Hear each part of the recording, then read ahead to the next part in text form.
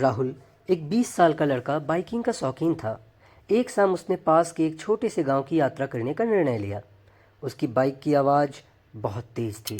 वह धीरे धीरे घुमावदार रास्तों से गुजरता गया।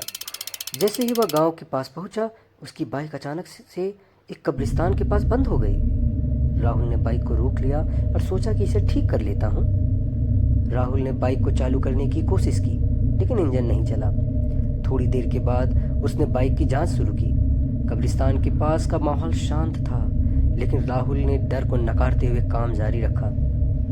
कुछ ही देर में रात का अंधेरा गहरा गया और हवाएं ठंडी होने लगी।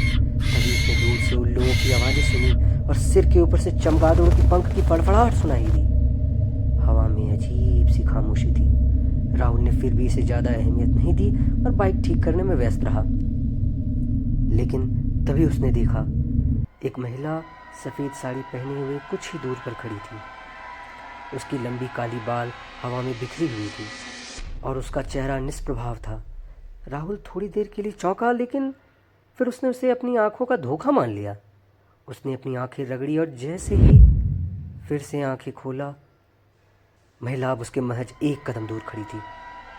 उसकी धड़कनें तेज हो गई। तुम कौन हो? राहुल डरते हुए चिल्लाया।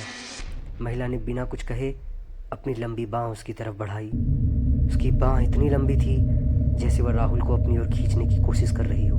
दूर दूर रहो, दूर रहो, राहुल चीखा। लेकिन अचानक उसकी टांगी कमजोर हो गई और वह गिर पड़ा। वह अपना संतुलन खो बैठा और उसकी आंखों के सामने अंधेरा छा गया। सुबह के समय गांव वाले राहुल को जमीन पर पड़े पाए। बुरी तरह पसीने में डूबा और बुखार में तपता हुआ था वो। वे उसे गांव के सरपंच के घर ले गए। सरपंच और गांव वाले उसे पानी देने लगे, लेकिन उसकी हालत देखकर एक आदमी ने कहा, तुम्हें क्या हुआ? तुम वहां क्यों थे? वो कहने लगा, उसने रात में किसी को देखा है वहां पे। सरपंच के घर जो लोग आए थे वो कहने लगे, लगता है इसने नशा किया है। लेकिन तभी एक आदमी ने कहा, क्या तुमने भी उसे देखा? एकाएक कमरा एकदम सन्नाटे में डूब गया। सभी लोग एक दूसरे की ओर डर से देख रहे थे।